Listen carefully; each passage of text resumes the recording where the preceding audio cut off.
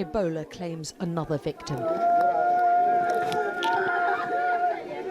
That wailing's the sound not just of grief, but a community which knows it now has the virus amongst them, and they're all at risk.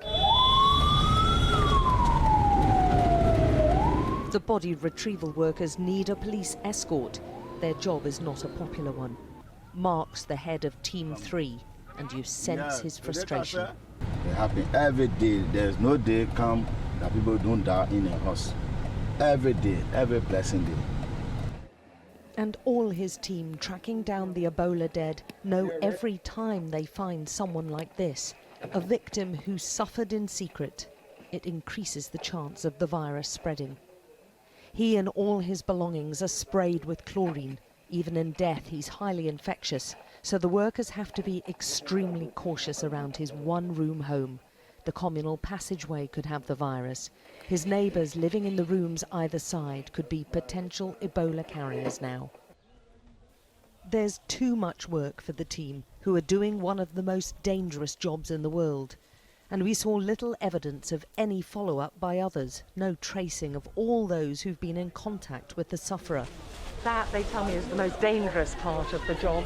And they, every step of the way, every time they touch him, they sprayed on the ground and everything. But that place is filled with little rooms still occupied.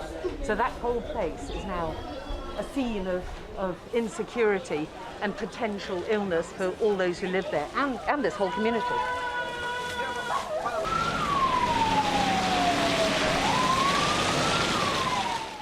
The death truck winding its way through Monrovia has become a tragically familiar sight as the team retrieve the day's victims.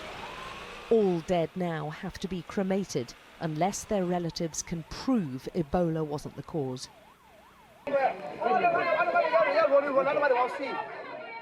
The arrival of the recovery team scatters crowds every time. They signal not just any death, but an Ebola death, and that scares everyone, even the team. Is it worth the risk, the danger, the worry to you and your family?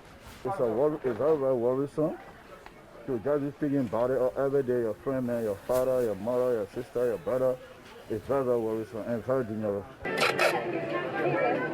The team go to extraordinary lengths to keep safe, taping down and donning layer upon layer of covering.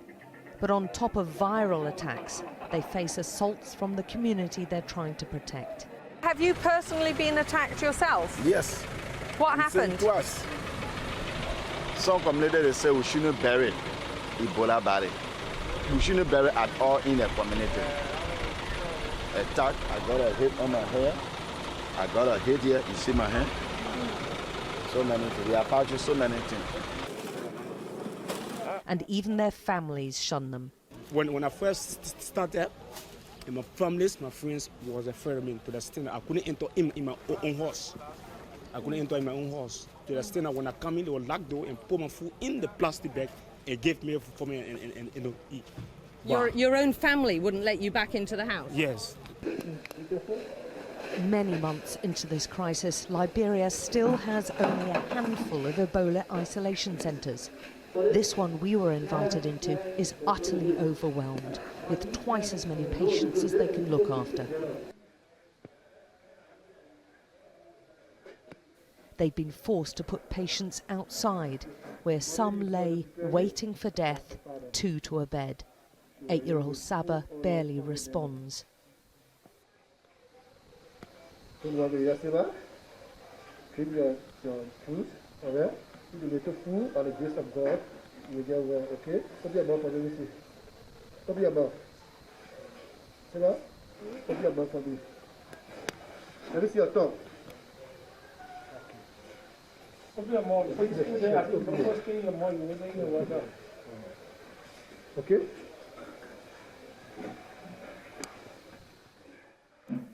Around the corner, the figure on the bed you can see, having buckets of disinfectant thrown over him, is her father, who's just died. Yes, that's a patient that expired. So now they are preparing Many of the sick believe once in here, you never leave, except in a body bag. But Dr. Jonathan takes us to another section. These are the survivors, those who've beaten the odds and the virus. They're kept in quarantine for a week after appearing Ebola-free before being discharged. You are an example of someone who has survived, a very rare person. Tell me and tell your fellow Liberians that it is possible to survive. Yeah, when Ebola kills you, you can survive on it. And the poor doing well, yeah, they helping all, they feeding all 3 times a day, they treating all good, anything we want, they giving it to us. No one knows why some survive, but good food and rehydration help.